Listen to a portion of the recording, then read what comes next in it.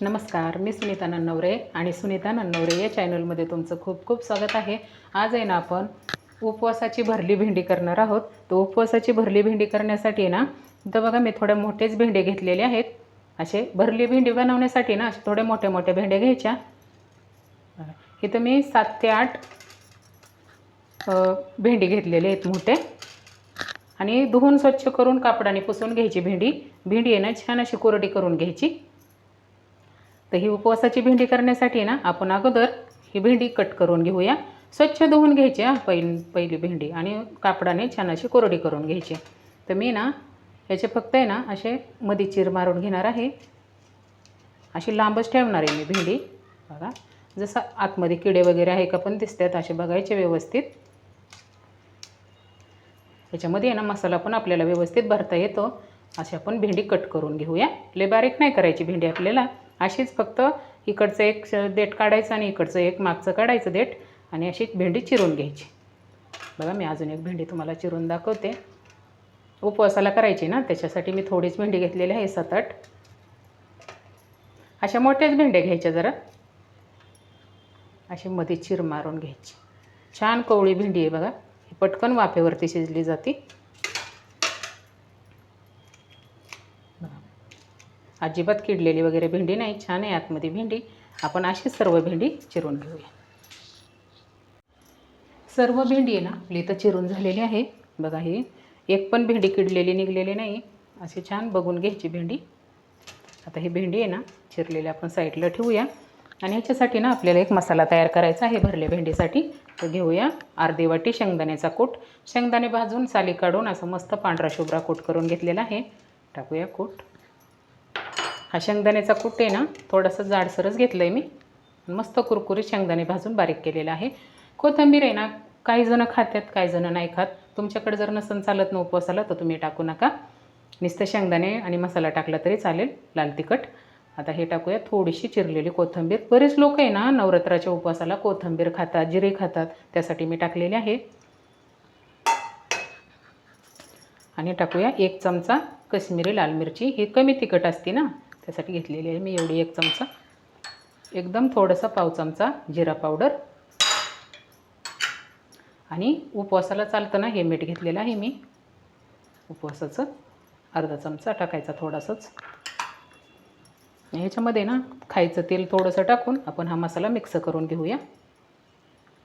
म्हणजे ना मसाला छान असा मिळून येईल. थोडंसं टाकायचं अर्धा चमचा खायचं तेल. तुम्ही कुठलं तेल उपवासाला खाता ना ते तेल घ्या. मिक्स करून घेऊ व्यवस्थित असं.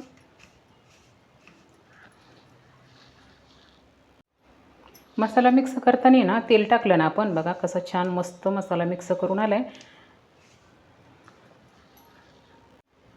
आपण हा मसाला मिक्स करताना ना तेल टाकलं ना मसाला मिक्स करायला तर बघा कसं मस्त वल्ला वल्ला झाला आहे. आणि तेल जर नाही टाकलं ना तर मसाला आहे ना भेंडीमध्ये व्यवस्थित भरता नाही येणार. त्यासाठी थोडंसं तेल टाकायचं आणि भेंडीमध्ये मसाला आपण भरून घेऊया. छान मस्त झाला आहे मसाला. कलर पण आहे ना काश्मीरी लाल मिरचीमुळं कलर पण छान आला आहे त्याला. आता ही अशी भेंडी घ्यायची आणि आहे ना मस्त असं व्यवस्थित एवढा मसाला आहे ना आपल्या एवढ्या भेंडीला भरपूर होईल. भरून घेऊया भेंडीमध्ये व्यवस्थित मसाला असा दाबून भरायचा. व्यवस्थित भरला ना आणि असं थोडासा वलसर मसाला करून घेतला ना तर मसाला एकदम बसतो पण व्यवस्थित. नाही तर मग आपण भेंडी परतायला गेलो ना तर सगळा मसाला असा तेलामध्ये सुटून जातो. बघा मस्त असं घट्ट दाबून भरून घ्यायचं.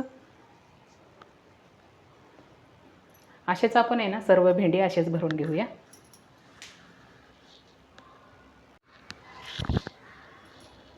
इथे ना आपले सर्व भेंडी बघा व्यवस्थित असे मसाला भरून झालेला आहे. आणि आपण जेवढे मसाला घेतला होता ना आणि तेवढे आपण 7-8 भेंडीसाठी घेतलेले मसाले सगळे संपले आणि भेंडी अशी छान अशी भरून झालेली आहे आपली. अजिबात मसाला उरलेला नाही. आपण भेंडी आहे ना फ्राय करून घेऊया. बघा इथं मी आहे ना तवा ठेवलेला आहे आणि गॅस चालू केला आहे. आता काय करायचं आपल्याला आपण जे उपवासाला तेल खातो ना तेच तेल टाकायचं आहे भेंडीला.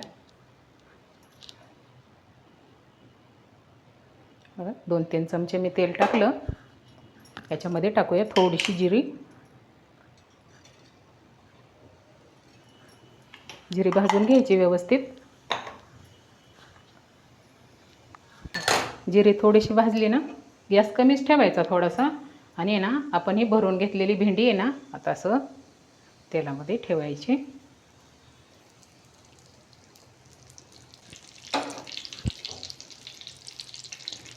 थोडंसं अजून साईडने तेल टाकू. म्हणजे सर्व भेंडी आहे ना तव्यामध्ये ठेवून झाली की आपल्याला आहे ना ह्याच्यावरती फक्त 2 मिनटं झाकण ठेवून वाफ द्यायची आहे भेंडीला. 2च मिनटं झाकण ठेवायचं. 2 मिनटांनी पाहू. इथं बघा भेंडीला आहे ना झाकण ठेवून 3 ते 4 मिनटं झालेली आहेत.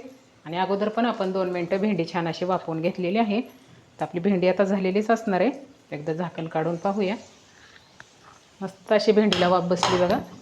हा राहिलेला पण 1 चमचाभर मसाला आहे ना, तो पण ह्याच्यामध्ये आता टाकून घेऊया. अगोदर टाकला असता ना तर हा मसाला आहे ना करपला असता. मस्त अशी बघा चमचमीत एकदम उपवासाची भेंडी इथं आपली तयार आहे. आणि भेंडी आहे ना अशी बघा सुटली आहे मसाला भरल्यानंतर.